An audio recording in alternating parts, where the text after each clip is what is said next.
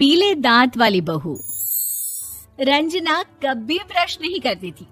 उसे कितनी बार उसके माँ बाप ने डांटा, लेकिन उसका कोई असर उस पर होता ही नहीं था, जिस कारण से उसके दांत पीले पीले हो जाते हैं। शादी के बाद। अरे बहू, वैसे तो तुझ में कोई कमी नहीं है, पर तेरे दांत इतने पीले कैसे हैं बेटा? कैसे मतलब? कोई सर्जरी थोड़ी ना कराइए। वो तो क्या नाम, मैं ब्रश नहीं करती थी तो पीले हो गए।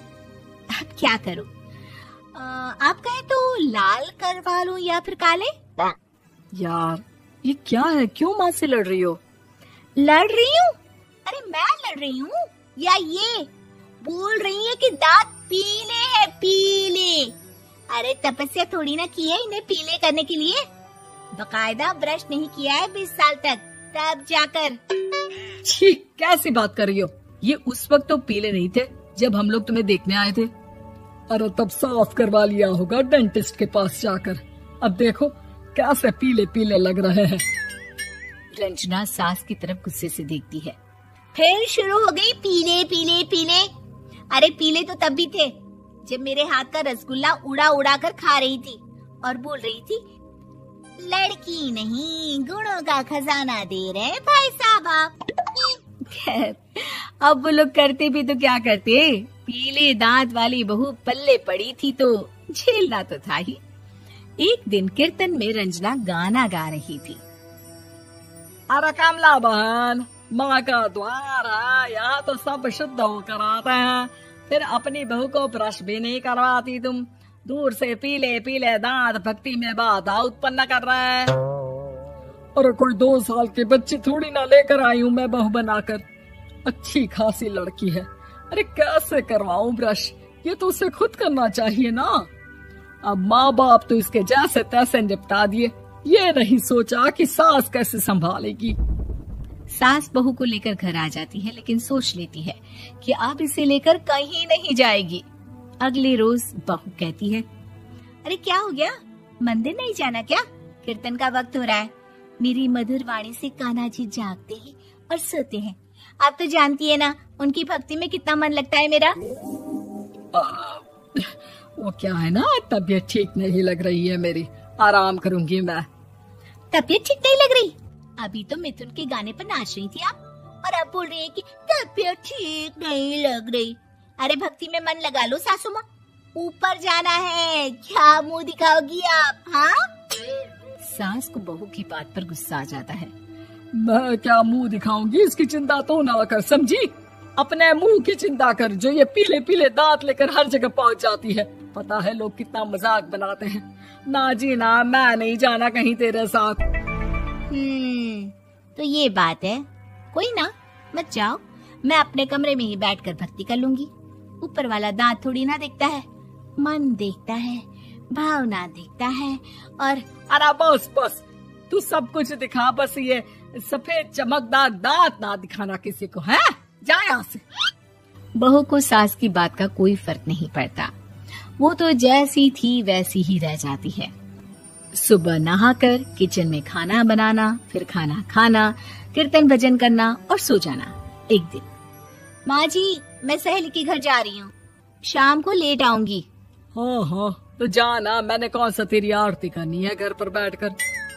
रंजना सहेली के घर जाती है, जहाँ वो पार्टी में जाने की तैयारी कर रही होती है। अरे शिखा, कहाँ जाने की तैयारी कर रही है? मैं गलत वक्त पर आ गई क्या? अरे नहीं यार, उल्टा सही वक्त पर आ गया। मैंने ये साड़ी और ज्वेलरी निकाली है यार, शाम को इनके ऑफिस की एक पार्टी में जाना है। बताना कैसा लग रहा है ये सब? नहीं यार, इस ड्रेस के साथ तो वो वाली ज्वेलरी अच्छी लगेगी। हाँ हाँ सही बोल रही है, मैंने ध्यान ही नहीं दिया। वैसे तो हमेशा से मस्त फैशन सेंस रखती है। तो बड़ा जाती होगी ना पति के साथ पार्टी में। रंजना कुछ नहीं बोलती, बस सोचती है कि यार काश ये बात सही हो जाती, पर मैं क्यों नहीं जाती पार्टी में? क्या इन लोगों की कोई पार्टी होती नहीं होगी? रंजना घर आती है और रात में पति से सवाल करती है, एक बात बताइए, आप मुझे किसी पार्टी में क्यों नहीं ले जाते? क्या आपके यहाँ ऑफिस में पार्टी नहीं होती? पति बेचारा क्या कहता कि दांत पीले हैं तुम्हारे इसलिए। अरे कोई पार्टी होती नहीं हम लोगों के ऑफिस में, तो कहाँ से लेकर जाऊं? और मार्केट, मॉल, कहीं वीकेंड घूमना, कहीं तो। अरे यार सारे हफ्ते में एक छुट्टी मिलती है, तो सोचता हूँ कि आराम ही कर लूं। क्यों? रंजना मन मार के रह जाती है। पहले कभी सास के साथ मंदिर जाया करती थी, लेकिन वो भी सास ने ले जाना बंद कर दिया। घर बैठी बैठी रंजना बोर हो जाती है। तभी उसे आइडिया आता है और वो मायके जाने का सोचती है। सासू माँ, 2 दिनों के लिए मम्मी के घर जा रही हूँ। अच्छा ठीक है, आराम से जा। और हाँ, माँ से कुछ अच्छी आदत सीख कर आना कि कैसे शरीर के हर भाग की तरह दांतों की सफाई भी जरूरी होती है, समझी? शुरू हो गई ना आप। वो लोग आपकी तरह नहीं है कि छोटी छोटी बात का बतंगड़ बना दे।